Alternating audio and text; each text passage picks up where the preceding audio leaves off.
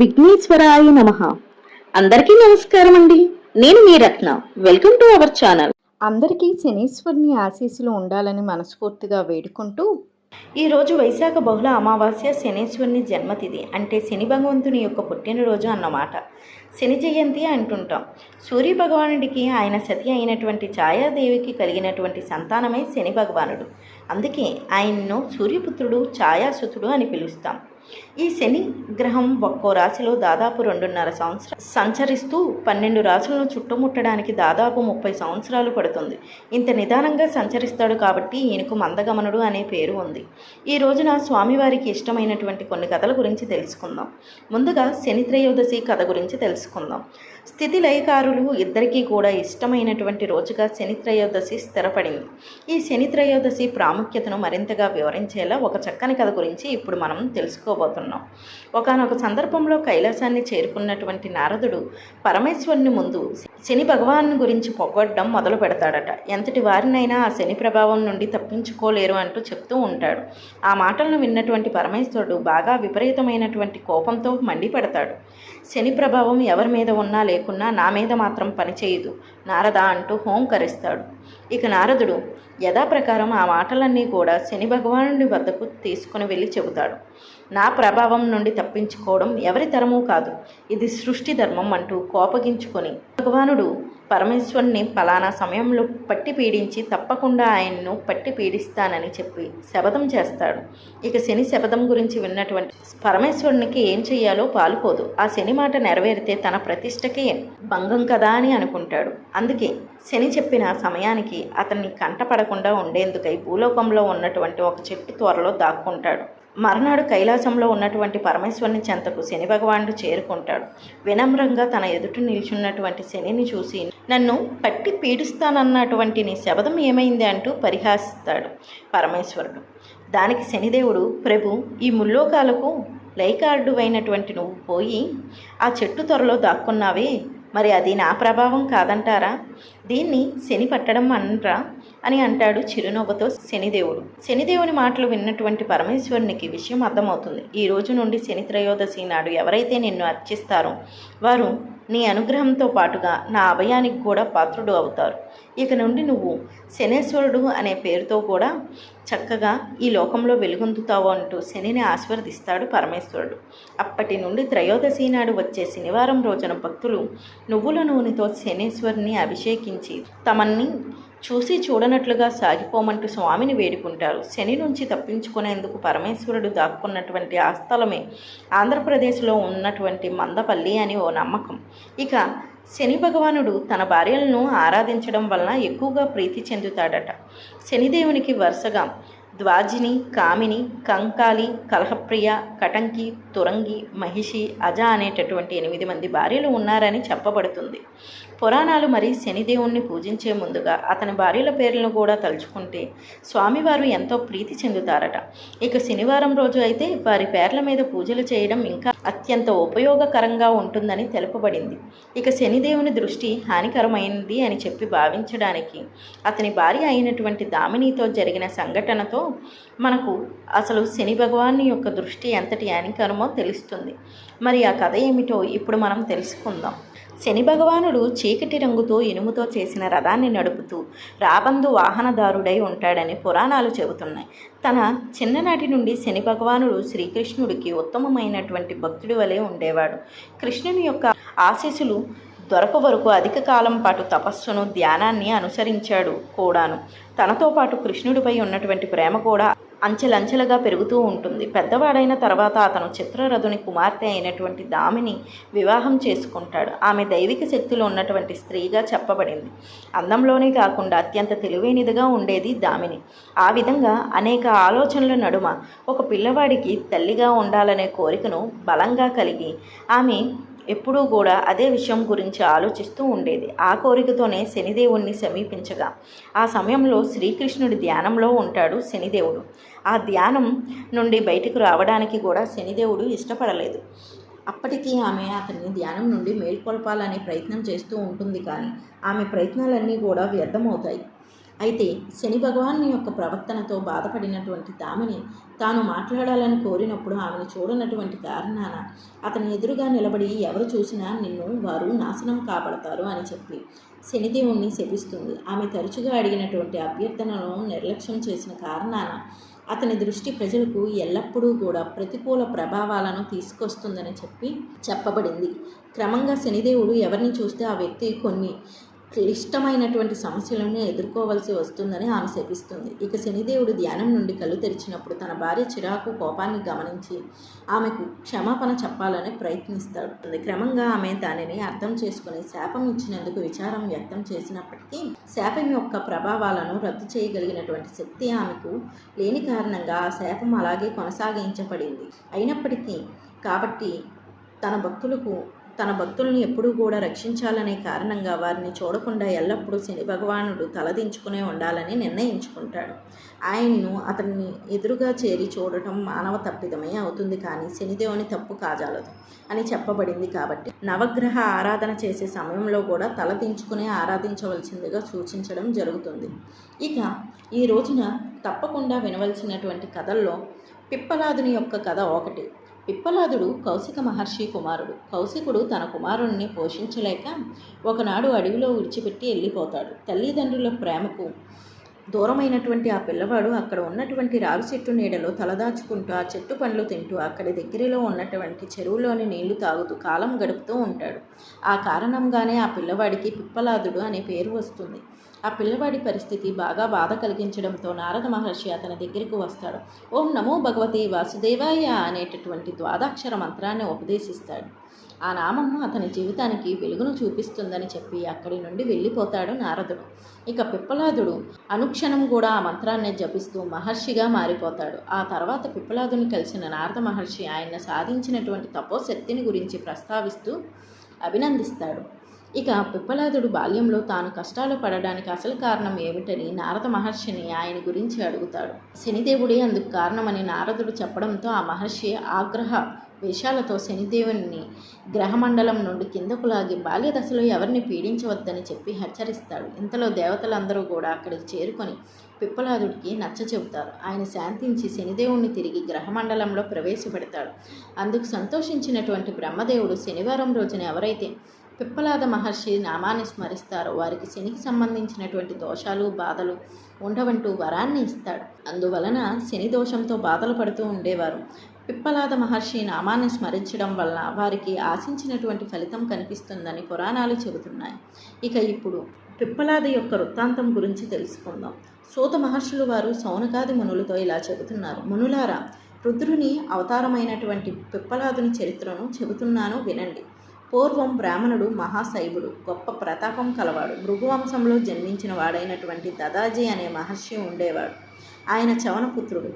ఆయన ఒకప్పుడు శ్రీ మహావిష్ణువు నిర్జించి శపించాడు. ఆయన భార్య పేరు సువర్చ. ఆమె మహాపతివ్రత సాధ్వి. ఆమె దేవతలను శపించింది. రుద్రుడు ఆ దంపతులకు పిప్పలాదుడు అనే నామధేయంతో కుమారుడిగా జన్మించాడు. ఆ పరమ పవిత్రమైనటువంటి కథ గురించి చెప్తున్నాను. పూర్వం ఒకప్పుడు దేవతలు వృత్తాసురుని చేతిలో పరాజితులై పారిపోయి వచ్చి దీచి మహర్షి ఆశ్రమంలో తమ ఆయుధాలను భద్రపరుచుకున్నారు. వారు ఇంద్రునితో కూడి పితామహుణ్ణి దర్శించి దుఃఖాన్ని వినవిచ్చంగా అప్పుడు ఆయన వారికి ఈ విధంగా తెలియజేస్తాడు. ఓ దేవతలారా, కేవలం మిమ్మల్ని వధించుట కొరకై పూర్వం స్పృష్ట ప్రజాపతి ఈ యొక్క వృత్తుల్ని సృష్టించాడు. వాడు మహా తేజస్శాలి, సర్వరాక్షసులకు సార్వభౌముడు. వీడు ఏ ఆయుధం వలన కూడా చావడు. చివరకు త్రిమూర్తులమైనటువంటి మహా ఆయుధాల చేత అస్త్రాల చేత కూడా దీనికి ఒకే ఉపాయం ఉంది. తపస్శాలి జితేంద్రుడు అయినటువంటి దీచి మహర్షి పూర్వం పరమేశ్వరుని ఆరాధించి వజ్రతుల్యమైనటువంటి ఎముకలను వరంగా పొందాడు. మనం ఆయన ఎముకలను యాచిస్తే పరోపకార పారాయణుడు అయినటువంటి ఆయన తప్పకుండా దానం ఇస్తాడు. దానితో వజ్రదండాన్ని నిర్మించి ఋతుల్ని సంహరిద్దామని చెప్పి బ్రహ్మదేవుడు చెప్తాడు. దానికి సరేనని చెప్పి దేవతలందరూ కూడా దీచి మహర్షిని దర్శిస్తారు. జ్ఞానశ్రేష్ఠుడు బ్రహ్మవేత్త అయినటువంటి ఆ మహర్షి తన యొక్క మనోనేత్రం వారి రాకలోని అంతర్యాన్ని తెలుసుకొని తన భార్య అయినటువంటి సువర్చ ఇంట్లోకి పంపించి దేవ కార్యాన్ని తెలపవలసిందిగా కోరాడు. వెంటనే స్వార్థాన్ని సాధించుకోవడంలో సమర్థుడు నీతిశాస్త్ర కోవుదుడు అయినటువంటి దేవేంద్రుడు వినయంగా చేతులు జోడించి వృత్తాసురుని వలన పడుతున్న బాధలను ఆయనకు వివరించి పితామహుని యొక్క ఆదేశానుసారంగా తమ ఎముకల్ని యాచించాడు. దేవేంద్రుని యొక్క అభిమతానికి మహదానందాన్ని పొంది దేవరాజ మరణానికి 7 దయ్యేటటువంటి శరీరం 7 లోకాల్లో ఉపయోగపడుతుంది. అంతకంటే భౌతిక దేహానికి బంగారపు సద్వినియోగమైనటువంటి పని ఉంటుంది చెప్పు అని మనసులోనే మహాదేవుని స్మరించి పాము కుబుసాన్ని విడిచినట్లుగా దోసకాయ తీగను విడిచిపోయినట్లుగా తన యొక్క యోగశక్తితో శరీరాన్ని విడిస్తాడు దీచి మహర్షి. ఇక ఇంద్రుడు తక్షణమే సురభిధేనువును ఆహ్వానించి దేహం నుండి ఎముకలను వేరుగా చేయించి ఆ ఎముకలతో దేవతలకు అస్త్రాలను నిర్మించమంటూ విశ్వకర్మను ఆదేశిస్తాడు. ఇక విశ్వకర్మ తది వెన్నెముకతో వజ్రదండాన్ని, బ్రహ్మశిరమును, బాణాన్ని నిర్మించి ఇంద్రుడికి ఇస్తాడు. పక్కటెముకలతో మిగిలిన ఎముకలతోనూ అనేక ఇతర ఆయుధాలని నిర్మించి దిక్పాలకులకు, ఇతర దేవతలకు ఇస్తాడు. ఇంద్రాది దేవతలు ఆ ఆయుధాలతో రుద్రాది దైత్యులను సంహరించి సంతోషంతో గొప్ప ఉత్సవాన్ని చేసుకుంటారు. మునులారా, భర్త ఆజ్ఞను పాటించిన సువచ్చ ఆశ్రమంలోకి వెళ్ళింది అని చెప్పాను కదా. ఆమె గృహ కృత్యాలను ముగించుకుని తిరిగి వచ్చి చూసేసరికి భర్త కనిపించలేదు. అంతా ఆమెకు అమంగళంగా గోచరించింది. ఆ పతివ్రత ఆ క్షణంలో దేవతలు చేసినటువంటి పనంతా తెలుసుకొని, ఓ అమరులారా, మీరు దుష్టులు, స్వార్థపరులు, మీ కార్యం మీకు నెరవేరితే చాలు అనుకున్నారు. ఇతరుల దుఃఖంతో మీకు పని లేదు కదా. మీరు జ్ఞానం లేనటువంటి పశువులు. ఈనాటి నుండి నా శాపం వలన మీరు పశువులు అవుదురుగాక అంటూ ఆగ్రహంతో శపించి, భర్త లేని జీవితం ఉదర పోషణార్థమే కానీ లోక ప్రాప్తికి సాధనం కాదని తెలుసుకొని పతితోడు లోకంలో లేకుంటే బ్రతకడం కష్టమని చెప్పి నిశ్చయించుకొని ఆ అభిమానం మానవతి అయినటువంటి ఆమె పవిత్ర సమితులతో చితిని పేర్చుకొని పతి దగ్గరకు వెళ్ళాలనేటటువంటి కోరికతో తను కూడా ఆ పతిని అనుగమనించాలని చెప్పి సిద్ధపడుతుంది. అప్పుడు శివ ప్రేరేతిమై ఆకాశవాణి ఇలా వినిపిస్తుంది. ఓ దేవి, ఇలాంటి సాహసం చేయవద్దు. వేదసారమైనటువంటి నా ధార్మిక వచనాలను ఒకసారి విను. ఆత్మహత్య మహాపాపం. అంతేకాదు, నీ గర్భంలో బ్రహ్మతేజ సంపన్నుడైనటువంటి తదీచి మహర్షి యొక్క తేజం వృద్ధి చెందుతుంది. అఖండ తేజో విరాజ అయినటువంటి బాలుడు రుద్రాంశతో జన్మించబోతున్నాడు. గర్భిణి అయినటువంటి స్త్రీ ఏ ఉపాయం చేతనైనా సరే దేహాన్ని రక్షించుకోవలసిందిగా వేదశాస్త్రం చెబుతుంది కదా. ముందు గర్భస్థ శిశువుకు జన్మనివ్వు, తర్వాత నీ ఇష్టం. ఈ విధంగా ధర్మబోధ చేస్తుంది ఆకాశవాణి.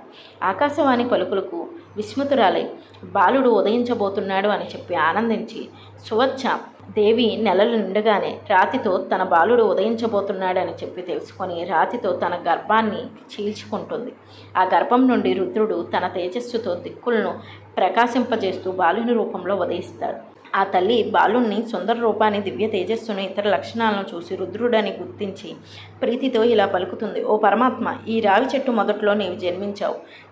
దీని సన్నిధిలో చిరకాలం ఉండి లోకాలకు మేలు చేయి. నా భర్త సన్నిధికి చేరుకోవడానికి నాకు ఆజ్ఞ ఇవ్వు. రుద్రరూపుడు అయినటువంటి నిన్ను నా పతితో కూడి అక్కడే ధ్యానం చేస్తాను.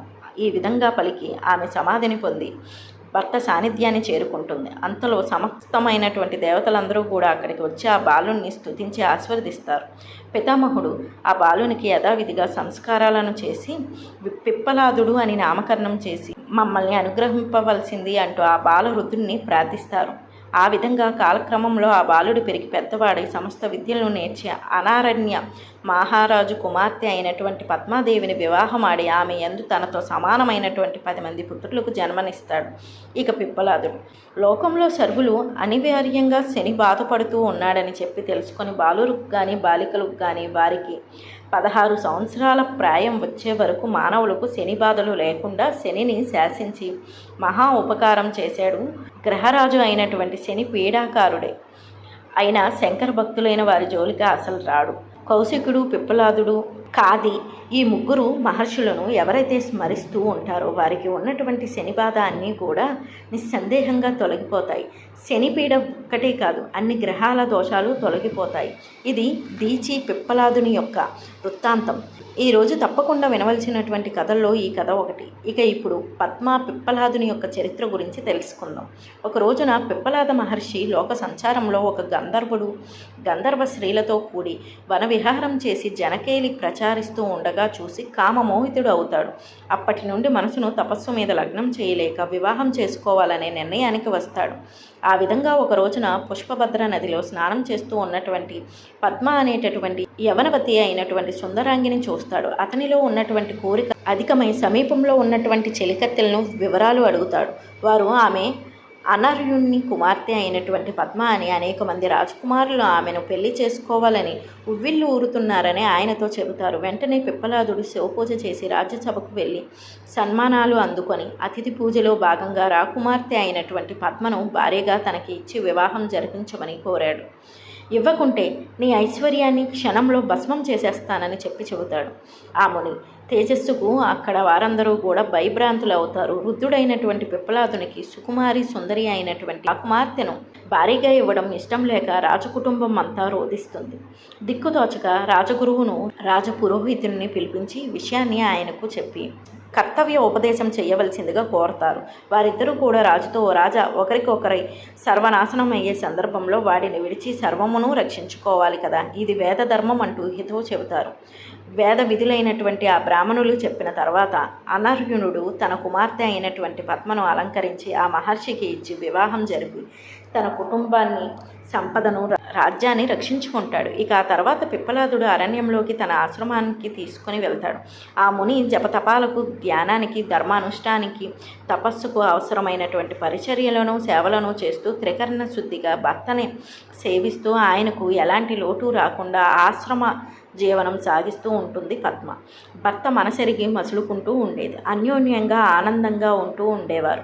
వారిద్దరూ అలా ఉండగా ఒక రోజున పద్మ గంగా నదిలో స్నానం చేసి నేలను పిండినటువంటి తడిచేరును కట్టుకొని నీల కడవను నెత్తిన పెట్టుకుని ఆశ్రమానికి తిరిగి వస్తూ ఉండగా మార్గమధ్యంలో ధర్మప్రభుడు నవీన యవ్వనుడై కామదేవ సమప్రభుడై నానా అలంకార భూషితుడై ఎదురు నిలిచి ఆమెతో ఇలా అంటాడు. ఓ చారు రూపిణి సుందరి, అర్థవస్త్ర పరిధానంలో పపుల చాటున చందమామలా మెరిసిపోతున్న నువ్వు ఎవరు?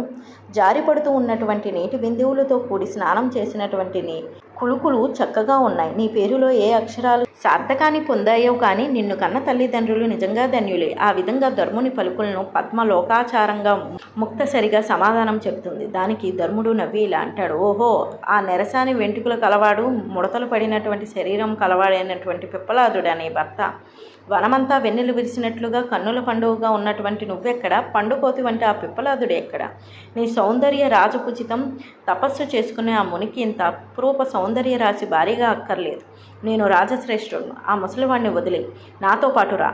ఆమె అంతర్యాన్ని పరీక్షింపగోరి ఈ విధంగా పలికినటువంటి ధర్ముడు ఆమె చేతిని పట్టుకోబోతాడు. ధర్ముని యొక్క దురాగతాన్ని సహించలేక మహాక్రోధంతో మండిపడి పద్మ ఇలా అంటుంది. ఓ మానవాదమా, దూరంగా ఉండు. నువ్వు పాపాత్ముడు. పరస్త్రీని కామదృష్టితో చూసినటువంటి నువ్వు నిస్సందేహంగా నశిస్తావు. తపోధనుడైనటువంటి పిప్పలాదుడు ఎక్కడ? కామకుడైనటువంటి నువ్వెక్కడ? నువ్వు కాలగతిలో నా శాపం వలన క్షయాన్ని పొందగలవు. ఆమె శాపానికి రాజవేషాన్ని విడిచినటువంటి ధర్ముడు ఇలా అంటాడు. ఓ మాత, నేను ఎవరినో కాను, ధర్మదేవతను, గురువులకు గురువును, ఈశ్వర ప్రేరితుడినై ఈ చిలిపి పనిని చేశాను. నాకు తగినటువంటి శాస్తి చేశావు. అందరికీ వారి వారి కర్మానుసారంగా ఫలాల్ని ఇచ్చేవాడు పరమేశ్వరుడు కదా తల్లి. నా శాప విముక్తిని కూడా నువ్వే అనుగ్రహించు అని చెబుతాడు. అప్పుడు పద్మ పశ్చాత్తాపంతో ఈ విధంగా శాప విముక్తిని ప్రసాదిస్తుంది. ఓ ధర్మదేవత, పతివ్రత శాపం ఫలించి తీరుతుంది. ధర్మం క్షయించినాడు లోక అన్ని వ్యాఖ్యలం అవుతాయి. నువ్వు నశించకూడదు కాబట్టి నేను ఒక వ్యవస్థను చేయిస్తున్నాను. నువ్వు సత్యయుగంలో చక్కగా పరిపూర్ణంగా విరజిల్లుతావు. తర్వాత త్రేత, ద్వాపర, కలియుగాల్లో ఒక్కొక్క పాదం చొప్పున క్షయిస్తూ కలియుగాంతానికి అమావాస్య చంద్రుల్లా కానరావు. తిరిగి కలి తర్వాత ఆరోహణ క్రమంలో కాలగతిలో వచ్చే ద్వాపర, త్రేత, కృత, సత్యయుగాల్లో ఒక్కొక్క పాదం చొప్పున వృద్ధి చెందుతూ సత్యయుగంలో పూర్ణుడివై ప్రకాశిస్తావు. ఆ యుగంలో నువ్వు సర్వవ్యాపకుడివై ఉంటావు. ఈ నా మాటలు నీకు సుఖాన్ని కలిగించుగాక. నేను నా పతిని చేరుకుంటాను. ఈ విధంగా పలికి పద్మ తిరిగి గృహానికి చేరుకుంటుంది. ఆమె పతిభక్తికి ధర్మప్రభు సంతోషించి ఇలా అంటాడు. ఓ పతివ్రత, నీకు అంతా కూడా మంగళమే కాగుగాక. నీ భర్త అయినటువంటి పిప్పలాదుడు రూపవంతుడు, సంతత స్థిర యవ్వనుడు అగుగాక. మార్కండేయుని మించినటువంటి అధిక చిరంజీవి అగుగాక. కుబేరుని మించినటువంటి అధిక ధనవంతుడు కాక. ఇంద్రుని కంటే అధిక ఐశ్వర్యం కలవాడుగాక. విష్ణువుతో సమానమైనటువంటి శివభక్తి కలవాడు కాక. కపిల మహర్షిని మించినటువంటి సిద్ధుడుగాక. బృహస్పతి సమానమైనటువంటి బుద్ధిశాలి అవుగాక. బ్రహ్మతో సమానమైనటువంటి సమత్వ భావన కలిగి ఉండుగాక. మీ దంపతుల యందు రూప యవ్వనాదులు స్థిరమై నిలుచుగాక. నీ భర్త కంటే అన్నిటిగా కూడా అధిక గుణవంతులైనటువంటి 10 మంది పుత్రులకు నీవు తల్లివి అవుగాక. ఈ విధంగా ఆశీర్వదించినటువంటి ధర్మునికి ప్రదక్షిణ నమస్కారాదులు ఆచరించి తన ఆశ్రమానికి చేరుకుంటుంది పద్మ. ఇక ధర్ముడు తన యొక్క నిజస్థానానికి చేరుకుంటాడు. కాబట్టి ఈ రోజున పద్మ పిప్పలాదుని యొక్క చరిత్ర వినడం కూడా మన అదృష్టమే. అసలు ఈ రోజంతా పిప్పలాదుని యొక్క నామస్మరణం చేయడం వలన శని భగవానుడు అత్యంత ప్రీతి చెందుతాడని పురాణాలు చెబుతున్నాయి. మనందరిపై కూడా ఆ శని భగవాన్ని యొక్క అనుగ్రహం ఎప్పుడూ ఉండాలని మనస్ఫూర్తిగా ఆ స్వామిని వేడుకుంటూ వివరణను ఇంతటితో ముగిస్తున్నాను. ఈ కథలను విన్న ప్రతి ఒక్కరూ కూడా తప్పకుండా ఈ రోజున ఓం సం శనిశ్చరాయ నమః అని కామెంట్ చేయడం మర్చిపోకండి. వీడియో నచ్చితే తప్పకుండా ఛానల్ని సబ్స్క్రైబ్ చేయండి, లైక్ చేయండి, షేర్ చేయండి, తప్పకుండా కామెంట్ చేయండి. మళ్ళీ మరో మంచి వీడియోతో కలుసుకుందాం. Thanks for watching.